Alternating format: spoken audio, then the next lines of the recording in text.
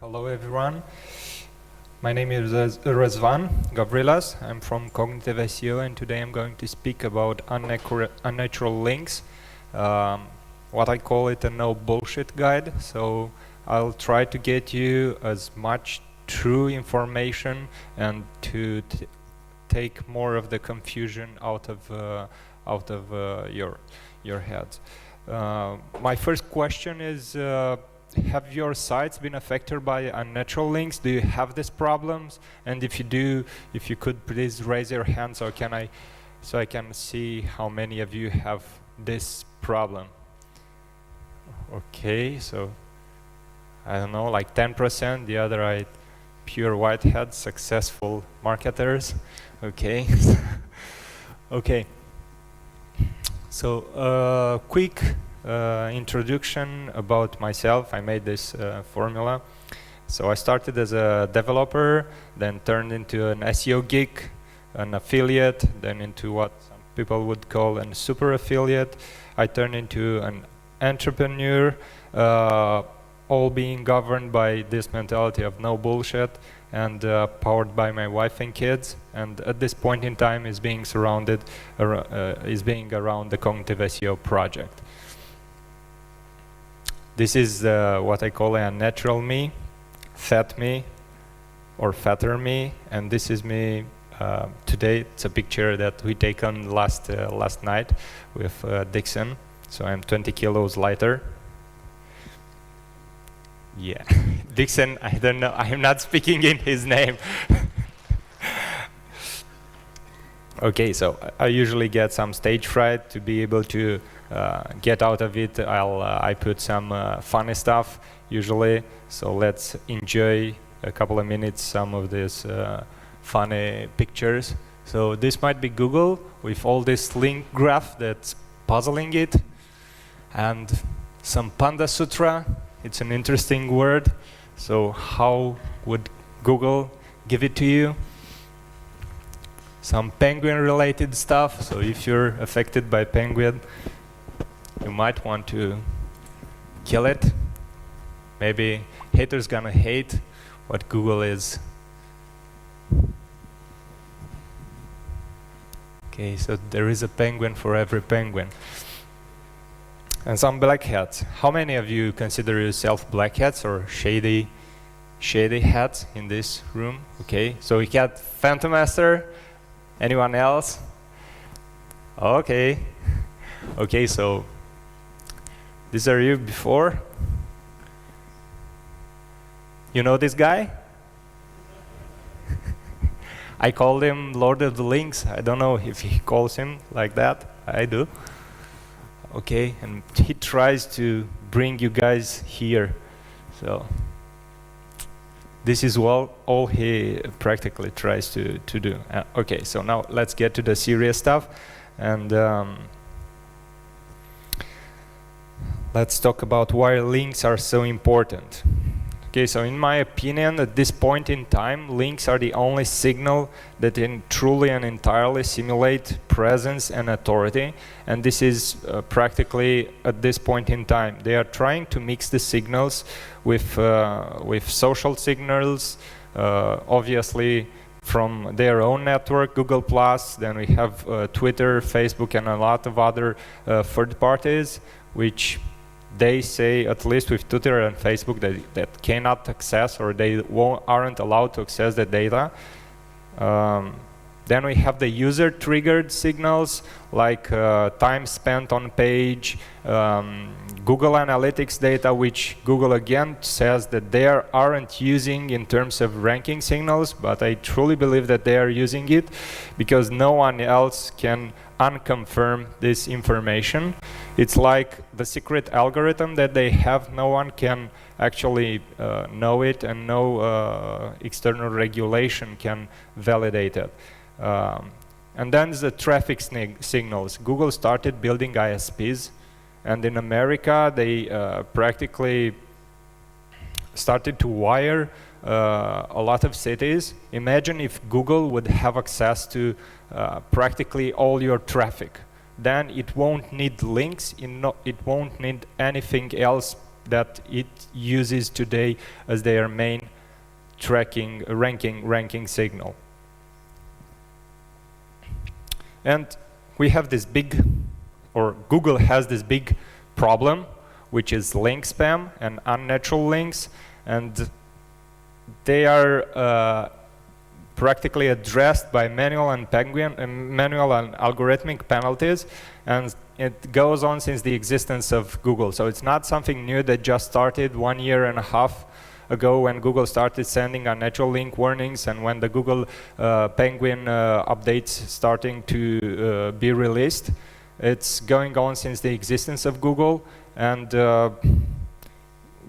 here's a problem of transparency in terms of how they communicated with the webmasters. They just started to communicate this information to you 1.5 years ago when they started sending out a lot of unnatural link warnings. But they applied penalties until then, month by month. So maybe you ask yourself, what should be your strategy? Should I be a black hat? Should I be a white hat? Should I be a gray hat? It really depends on what you're trying to achieve and what are your business goals. If your business goals are on a medium to long term, it's very hard to maintain it with a black hat strategy.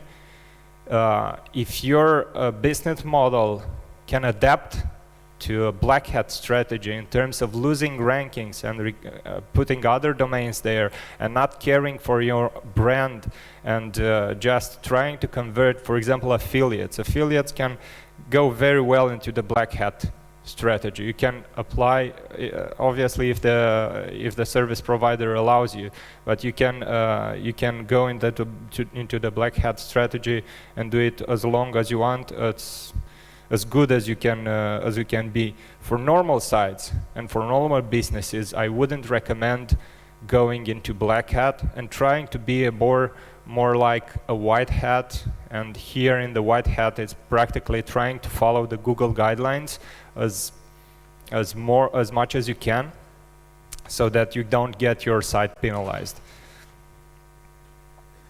We have. I'm going to try to explain to you what's naturalness in terms of a natural or unnatural link, because there is a lot of confusion in making the difference between a natural or unnatural link. So a natural link is a link that was obtained organically without your, let's say, direct influence in terms of obtaining a specific link on that page with a specific anchor text that would help you rank for a specific keyword. That would be practically the manipulation of the Google algorithm. And this is what their guidelines are saying, that you are not allowed to do that. That would transform it in an unnatural link, and one of its characteristics is to practically it's created to influence the rankings in Google, and it can be either manual or automatic. By automatic, I mean, for example, scrapped content, software that is scraping content, changing anchor text, and creating automated sites and stuff like this. This is again our unnatural links. It's important to know that naturalness is also based on quantitative share, and here I will detail on the next slide what I'm trying to say.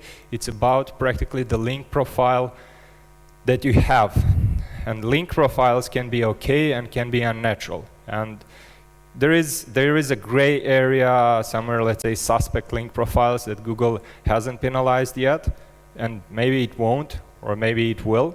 But in terms of a quick definition on an OK versus unnatural link profile, the OK link profile has a high share of natural links, and it can also has imperfect links, like unnatural links.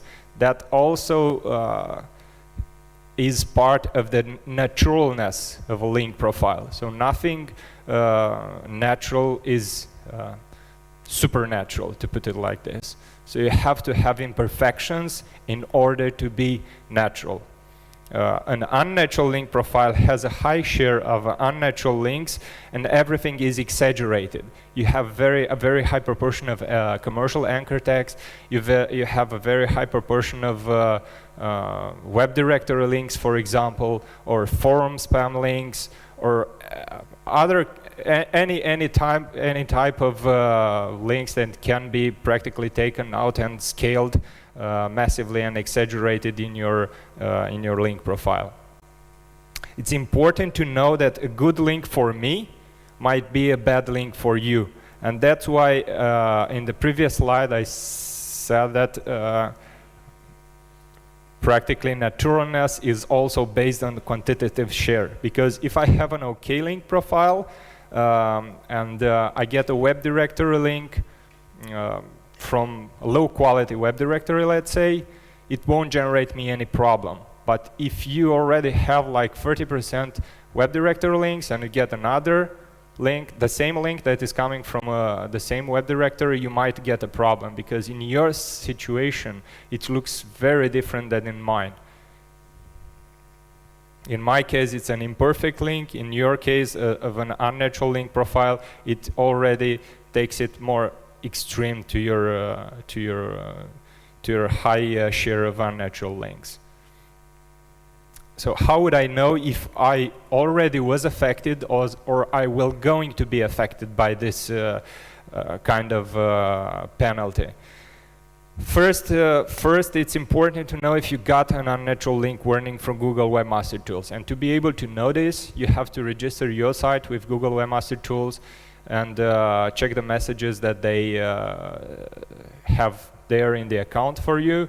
If you already did this and you don't have any messages there, then you might want to check if you lost rankings or you have decreased your number of keywords that are ranking in specific time zones, time areas, time frames when the penguin penalties or unnatural link penalties were released by Google. So if you have drops there and your competitors have drops there or sudden increases, then you surely know it's something related to that penalty. And here you should look not only on specific days, but only on time intervals like 1 week or 2 weeks, because it's not these algorithm updates are not like happening overnight. They are gradual and they can change the rankings during an entire week or an entire month. If you weren't in the two points that I described, you should investigate the volume of unnatural links that your site has. And this is to manage practically the possibility of having your site penalized in the future. So it's better to know now and take action now when you can do it.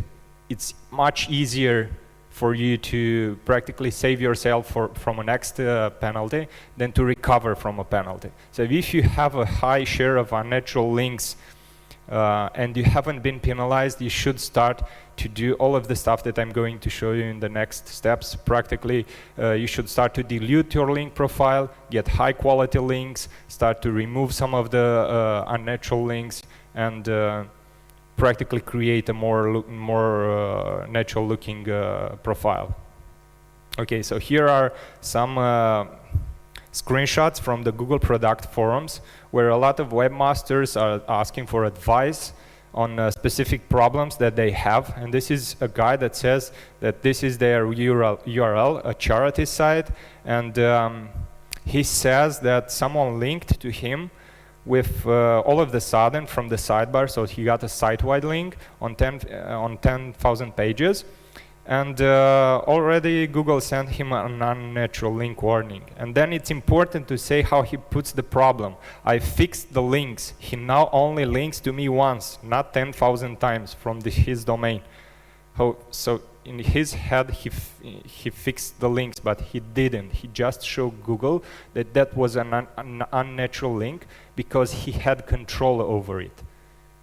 He practically could manipulate that link in order to take it down from 10,000 pages to 1 page. that only showed Google that it's an unnatural link. And then he says that 2 weeks later, Google Webmaster Tool still shows 10,000 links. And my reconsideration request was denied, saying that I still had unnatural links, obviously. And that's one of the confusions that, can you mark the pop-up down? Okay, thanks. That's one of the confusions that webmasters make. So you really need to understand what an unnatural link is and the whole concept. Then another confusion, because there is so much popularity around the notice of detected unnatural links, webmasters don't even read exactly what the messages from Google say. And in this situation, it says it's a newspaper from a small city. The press manager, pre-press manager, whatever he calls him here, says that they received an notice of detected unnatural links this morning. And then this guy, Ryan Clark, asks a very smart question. Does it say links on your site or links pointing to your site? So it's a very big difference in these two messages. And then the guy goes over his message again, and indeed it was about the links that were on his site. So his site got penalized because he was selling links. A newspaper that was selling links. That was his problem. So don't jump over, read the message from Google Webmaster Tools carefully and make an intelligent decision based on that. Okay, some important don't-dos when you're using the disavow tool. Don't disavow lost links. In my opinion, it don't matter. It's just telling Google, okay, I had a link 3 years ago, it disappeared 2 years ago, but I want to disavow it. I'm just confirming to Google that, okay, I was doing some shady stuff. Why would I do this? The link is there. I don't think link memory will has any effect in terms of unnatural links and the disavow tool. Don't use only Google Webmaster Tools data. There are situations when they don't give you the full data set, so it's good to mix the data from Google Webmaster Tools with all the other providers online. Don't disavow all links. So this is another misconception. A lot of webmasters say, okay, I'll take all of my links from Google Webmaster Tools again, because Google says use Google Webmaster Tools data. They take it, they create a Google disavow file and send it to Google, and they are surprised to find out that Google will resend a mail to them after a month or free. So there is quite a delay. And they will tell them that you still have unnatural links. The disavow wasn't successful. So practically what I think they are doing, they are taking the list of links that you are sending, and they already have a proportion of your links classified, and that system tells them, okay, you have 70%, we have 70% of your links classified as unnatural. If you send them a list that is having a very big distance compared to that number, so if you send like 30% of your links, they will say to you that you have unnatural links. You still have unnatural links. You didn't send them all of the links, because the difference in proportions between what you have and what they have is very big. The same if you send the entire list. So you have 70% links unnatural and send them 100% or 90%. It just doesn't make sense. And I'll get more into this in another slide where I'll explain what they're using also the Google disavow tool for. So it's not only for the good things that they are saying publicly. Okay, so how should we do the unnatural link detection? I see there are two main options: manual detection and automatic detection combined with a manual validation. This is mandatory. In a manual detection, it requires a very good understanding of the concept. And as you saw, not a lot of people have a very good understanding of the concept of the unnatural link. They really don't understand what's the difference between the unnatural link and the natural link and how the whole process goes. You need to be, here are some quick things that would differentiate these two methodologies. And for the manual one, you need to be really good in working with high lists, high volume of data, with Excel eventually. It takes way more time to implement because you have to go through each of the links and validate and understand why each of the links are unnatural. It costs much more if a professional or an agency does it. On the automatic side, it requires a basic understanding of the concept, so you need to know basically what's an unnatural link, because you have initial guidance, and here I'm referring to systems that give you guidance when they give you a link that say it's unnatural. A good solution has a very low false positive ratio, and here I refer to the links because they are automatically classified. They are classified by an algorithm. Google's algorithm has its own problems. It also misclassifies links.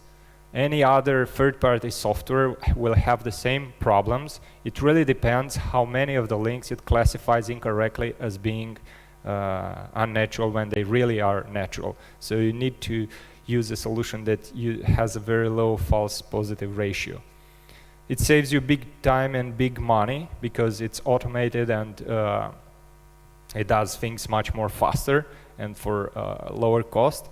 And can be one of the things you can use it would be to validate the work of an SEO professional or an SEO agency. Let's say you hire an SEO agency to do this stuff, and you can use an automatic tool to validate what they are doing. It's the same with the Google Disavow tool. Practically, you validate that what the tool is giving you is not in a very big difference with what the agency is giving you.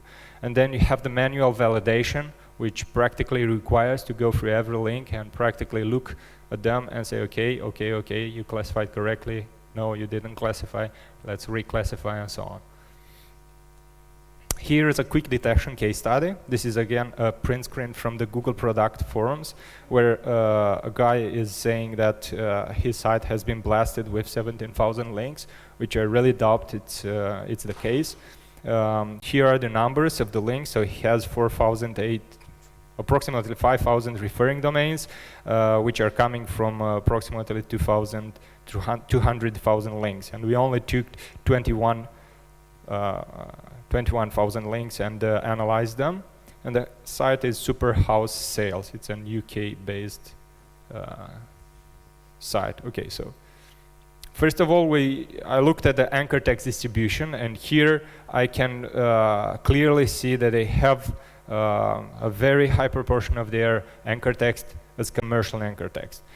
Brand versus commercial anchor text here is exaggerated in ratios, and by commercial anchor text I mean any keyword that practically is related to a sale or could generate a sale, and it's not the brand. By the brand, it's the name of the site, and any combinations between the brand and other commercial keywords. So those would enter in the brand category. The commercial category here is like 76% of that is pure money keywords. The miscellaneous area is anchor text, like it's click here, visit here, or any unrelated commercial or brand anchor text. So it's a small proportion here. This is the first sign that this site has a really, really big problem.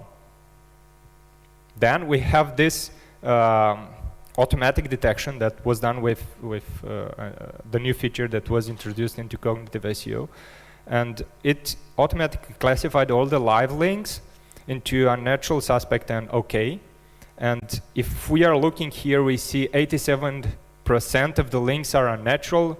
And we add the 4%, it's like 90% of the whole link profile is is made out of unnatural links, which is a clear sign that this site has a really big problem. And I don't think it's like the guy said on the Google product forums that his site just got blasted with 17,000 links. And all of these 17,000 links are these unnatural links that we see here in this proportion, because he had 200,000 links. And for example, here on this link, we can see it's practically an article directory link. The reasons why it was classified: it's an article directory link coming from a low authority site, and extreme low authority here means that the overall percentage of the links that are pointing to this site are low authority links from low authority domains. It's like having 1,000 links, and out of 1,000 links, 900 of them are coming from low quality or no authority domain. It's totally unnatural. Okay, and here is a quick map, a visual map on how the unnatural links are distributed among the pages of the site. The clusters are practically, each cluster is the page on the site. This big cluster is the main page, and the red dots are the unnatural links, the green dots are the natural links, and we see a very, very big proportion of unnatural links pointing to the main site and various other smaller pages on our site. So this wasn't done with Gephi. Like Dejan was saying, this was automatically generated into the cognitive SEO system.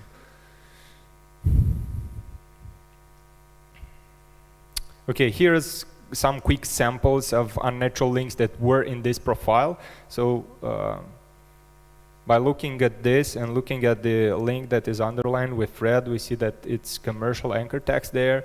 It's put in a content that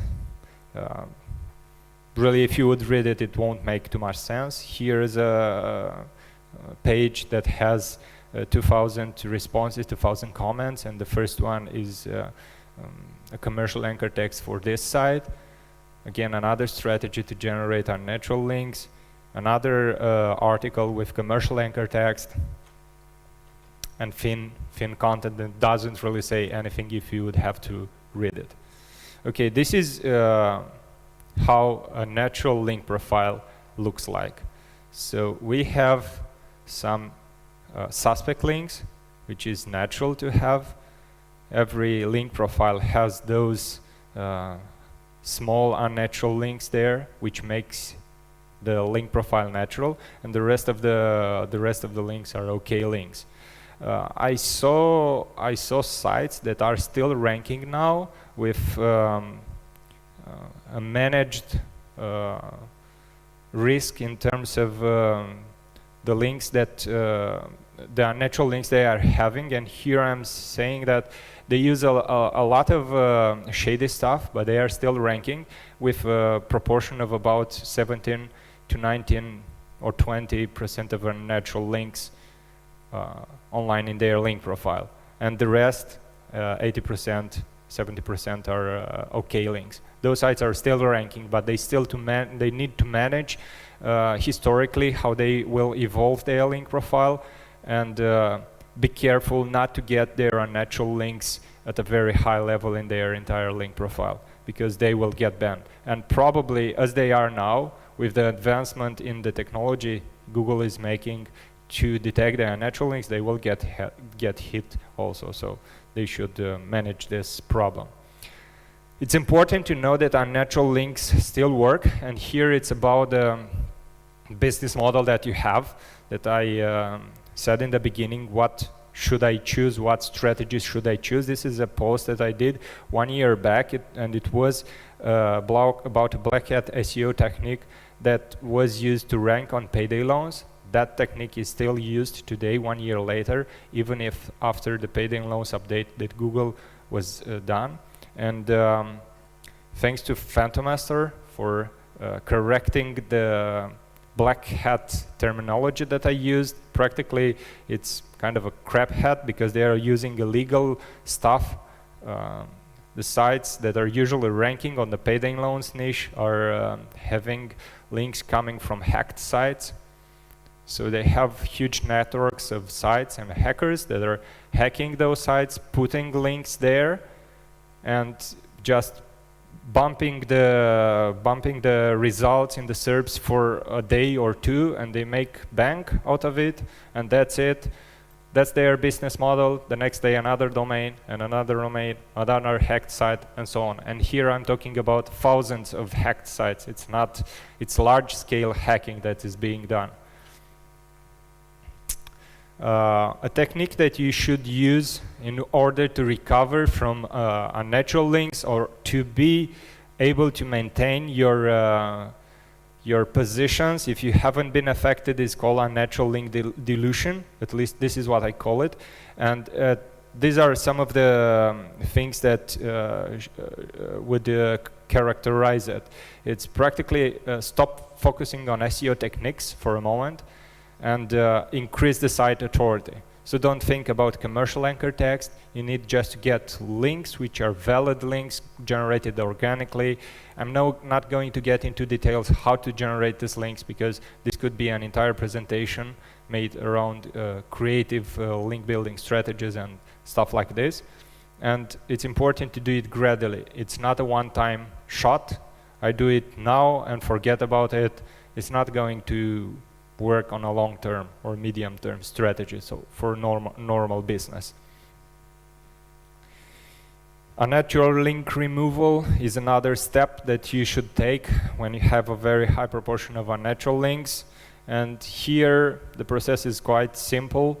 You just send mails to the owners of the site. You extract the details from the contact details from each of the unnatural links, unnatural domains. You contact that site owners, you ask for a removal. Most of them won't respond to your requests, so that's why you need to be creative in your removal request.